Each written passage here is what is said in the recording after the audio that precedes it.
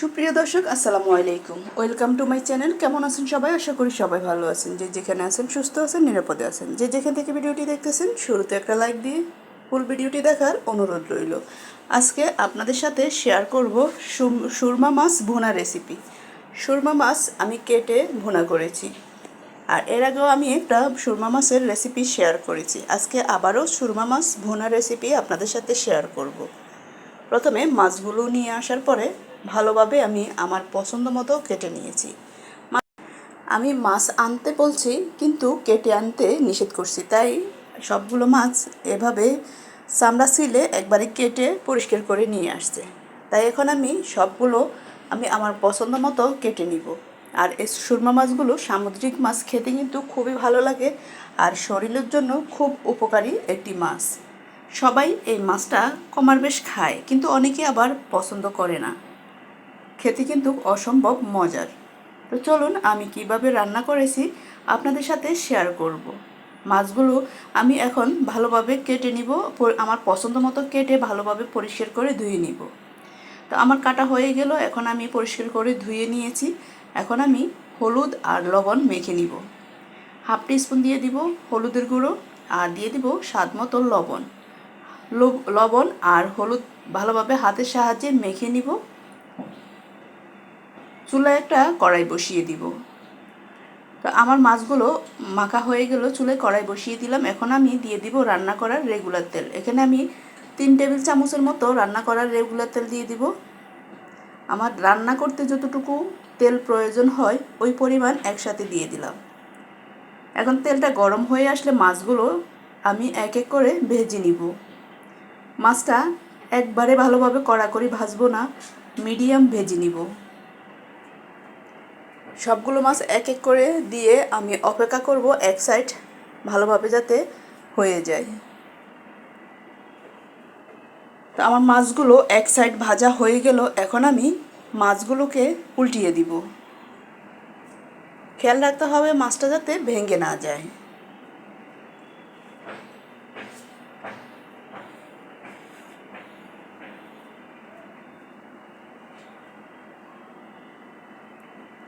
মাছটা আমি এক এক করে সবগুলো উল্টিয়ে দিব। দেখুন কতটুকু ভাজা হয়েছে, আর কি একবারে বেশি মচমচা হয়ে গেলে খেতে ভালো লাগে না। সবগুলো মাছ এক এক করে আমি এখন উল্টিয়ে দিলাম। এখন এই সাইড হওয়া পর্যন্ত অপেক্ষা করব।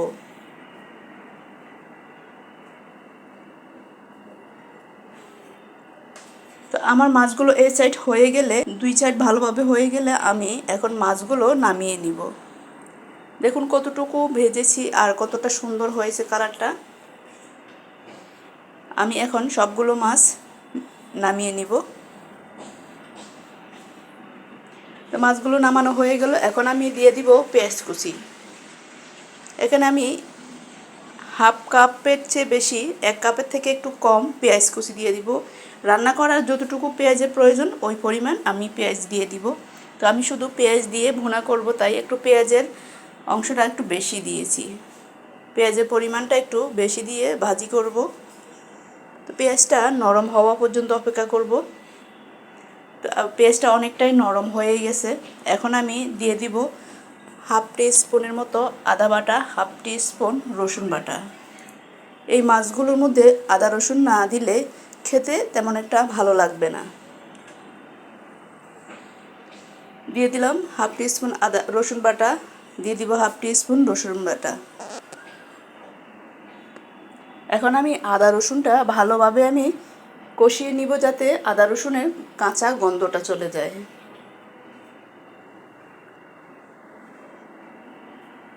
আমার অনেকটাই ভাজা ভাজা হয়ে গেল, এখন আমি দিয়ে দিব হলুদের গুঁড়ো হাফ টিস্পুনের থেকে একটু কম পরিমাণ মতো দিয়ে দিব। আর হলুদের গুঁড়োটা পরিমাণ মেপে দিতে হবে, বেশি ব্যবহার করলে কালারটা বেশি হয়ে যাবে, তাই পরিমাণ মতো ব্যবহার করতে হবে। আর মরিচের গুঁড়ো দিয়ে দিলাম হাফ টিস্পুনের মতো, জালটা আপনারা আপনাদের পছন্দ মতো ব্যবহার করবেন। দিয়ে দিলাম স্বাদ মতো লবণ। এখন আমি ভালোভাবে আবারও তেলের মধ্যে হলুদ মরিচ সবগুলো একসাথে কষিয়ে নিব। দিয়ে দিব আমি হাফ কাপের মতো পানি। পানি দিয়ে মশলাটা আরও ভালোভাবে কষিয়ে নিব। এখন আমি মশলাটা ভালোভাবে কষিয়ে নিব যতটুকু কষানোর প্রয়োজন। মশলাটা ভালোভাবে কষিয়ে মাছগুলো এক এক করে দিয়ে দিব। আর যে কোনো রান্না করার সময় মশলাটা যত কষাবেন খাবারের টেস্টটা অনেক ভালো আসবে। তাই মশলাটা আমি এখন ভালোভাবে কষিয়ে নিব। তো আমার প্রায় কষানো হয়ে গেছে। এখন আমি এক এক করে মাছগুলো দিয়ে দিব। মাছগুলো দিয়ে অপেক্ষা করব রান্না করা পর্যন্ত। একটু উল্টিয়ে পাল্টিয়ে রান্না করব। দেখুন তেলটা উপরে বেশি আসছে। এখন আমি মাছগুলো দিয়ে দিব।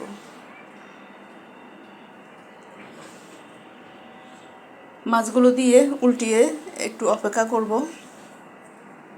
এক সাইড ভালোভাবে মশলাগুলো যখন ঢুকবে এরপরে আমি অন্য সাইড উল্টিয়ে দিব।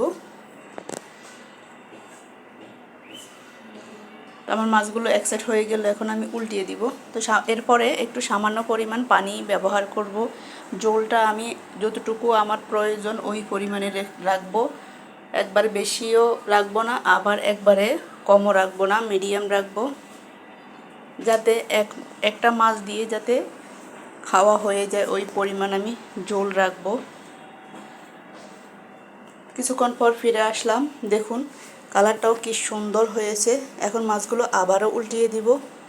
খেয়াল রাখতে হবে যাতে ভেঙে না যায়। তবে মাছগুলো আবার একটু ভাঙে না, উপরে চামড়াটা উঠে যায় কিন্তু মাছগুলো সহজে ভাঙে না, একটু শক্ত টাইপের হয় মাছগুলো। তো উল্টিয়ে পাল্টিয়ে দিয়ে আমি এখানে দিয়ে দিব কয়েকটা কাঁচামরিচ। জালটা আবারও বলছি, ঝালটা আপনাদের পছন্দ মতো ব্যবহার করবেন। যে যতটুকু ঝাল পছন্দ করেন ওই পরিমাণ দিয়ে দিলাম কাঁচামরিচ কয়েকটা। এরপরে দিয়ে দিব আমি ধনিয়া পাতা কুচি।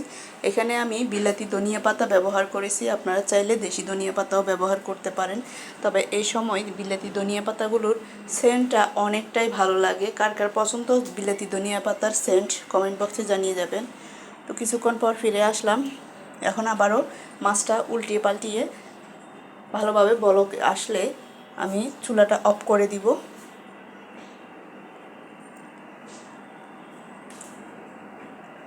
দেখুন কালারটা কি সুন্দর হয়েছে আর খেতেও কিন্তু অসম্ভব মজার হয়েছে। তো আমার রান্না আর 2 মিনিটের মতো করে নিব। আমার রান্না অলমোস্ট ডান। এখন আমি নামিয়ে পরিবেশন করব। এইভাবে মাছ ভাজি করলে বা ভুনা করলে খেতে কিন্তু অসম্ভব মজার হয়। আপনাদের ঘরে যদি টমেটো থাকে একটা টমেটো ব্যবহার করতে পারেন, খেতে কিন্তু অসম্ভব মজার লাগে। তো আমার এই রেসিপিটি আপনাদের কেমন লাগলো, যদি ভালো লেগে থাকে লাইক কমেন্ট শেয়ার করে অন্যকে দেখার সুযোগ করে দিবেন। আর যারা যারা আমার সাথে শুরু থেকে শেষ পর্যন্ত ছিলেন সবাইকে অসংখ্য ধন্যবাদ। আবার দেখা হবে যে কোনো ভিডিওতে যে কোনো রেসিপি। আল্লাহ হাফেজ, আসসালামু আলাইকুম।